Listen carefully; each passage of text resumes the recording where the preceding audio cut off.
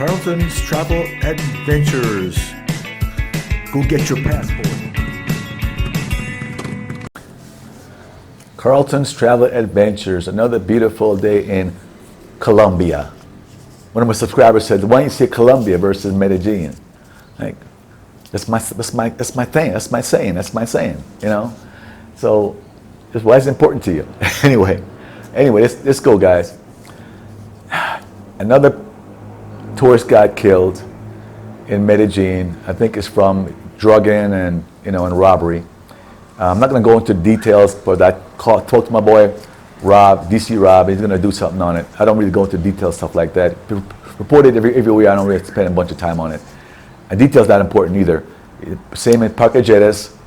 It's a Dominican guy from the Bronx, 31 years old. It's in the news. You can go check it, look it up. And they drugged him and robbed him, and he died. Right?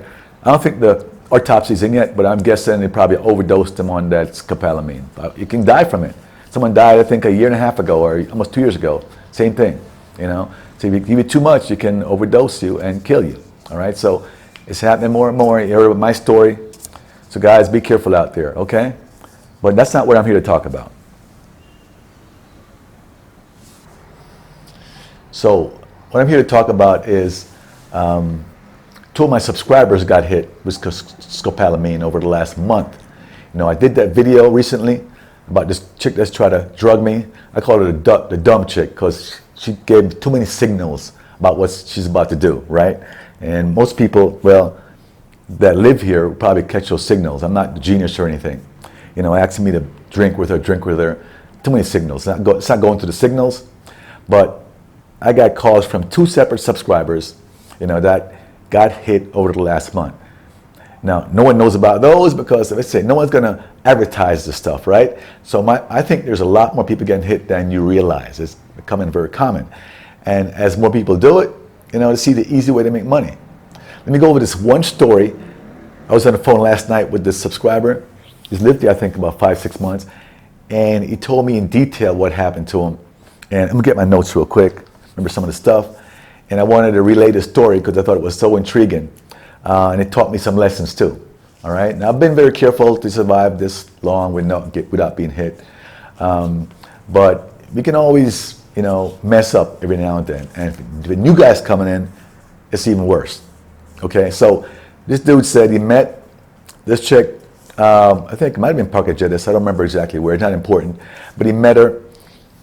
First time she came over, and he lives in an apartment with a 24-hour guards, right? To come in, right? And so he met her, brought her by the apartment the first time. They had a good time. Seems very nice. She was very nice, very personable, loving. We have some of those real nice girls, right? Not trying to do anything to steal money, right? The first time. Second time she came over, that's when she got him, right? I think it's the second time he said. If I got some details wrong and you listen, you can correct it, okay? If you want to reveal yourself, right? So the second time she came over, I guess they were drinking. She had a drink, it was full, and she kept offering the drink to him, right? So you would sip from it, kind of, honey, here, have some drink kind of thing. Now, if she had a drink and it's full, and she's drinking from it, right? Then share it with you, who would think most of the time, especially when you're in a good mood and she's nice and she's pretty or whatever, you're not thinking about that, right? Especially new guys. Now I think about that because I'm always on hiding alert from being here, just him, right? But the average guy that comes, you're not used to it and comes here, probably wouldn't think twice. You're with a girl, she's drinking a drink, supposedly. She's faking drinking, and she offers you a couple of times. You're going to drink it too. Most guys will. And most of the guys probably won't admit it after the fact that they would, right? But I would say most guys probably would. Here, honey, take a sip. Honey, take a sip. So you're taking a sip, thinking she's drinking. She's not drinking. She's just giving you a drug drink, right? So next thing you know, he's out. He's out for about 2 hours this time, right? And he wakes up then kind of in a daze, and like, really, we're kind of, how long has I've been out? Is it half an hour? Is it 5 minutes? Kind of daze. Then look around, she's gone. then realize your stuff is gone, okay? And he's kind of in a daze, like, whoa, what happened kind of thing, right? And he said he lost a Chromebook, his iPad, his Samsung S20, a $1,000 phone, some cash, both half-used bottles of cologne. My mind was almost full, but they would take a half-used bottle of cologne, give it to your boyfriend or something. I don't know. This won't steal anything, I guess. And took his Xbox system, right? So she did pretty good. Luckily, his phone is insured. So he got a new phone. Didn't really cost him much for the phone, but the phone is an important point. But we'll talk about that later. All right. So right away, he's trying to find a phone. Didn't have a phone. He had to call the credit card company and so forth. And in the meantime, what they were doing now, I'm not sure the details how this got done. Some of you guys probably fill me in about this, computer guys. He had said he put the username and password for his PayPal account and some other accounts on his actually phone contacts. So if you go into your contacts, you'd actually put username for your PayPal and password in your contacts, in notes in your contact, you know. And somehow they broke into his computer, or probably a combination of his computer, his phone, I don't know. And they started sending money in PayPal. I think it said 15 transactions of 300 each, you know, in PayPal, sending to people, I guess, right? And then they go into his Rappi account. Rappi's tied to your credit card. Mine is too, right? And they start buying stuff like TVs and other products to Rappi. Never thought about that. Rappi delivers? Wow, you know? And then, the biggest thing they did, send in money, and then a Rappi sales. Then they went to eBay in UK and bought a 70-inch 4K TV that cost $3,500, have it shipped to an address in Colombia.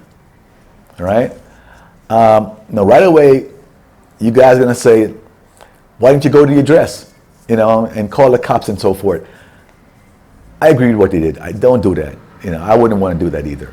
You know, when the girl tried to drug me, I didn't, you know, call the cops, try to arrest her and all that stuff. No, it's not worth it. You know, he thought just like I did. He's working with some other guys. You know, you know where you live. It's not really worth it. I think the credit card company and PayPal stopped the transaction.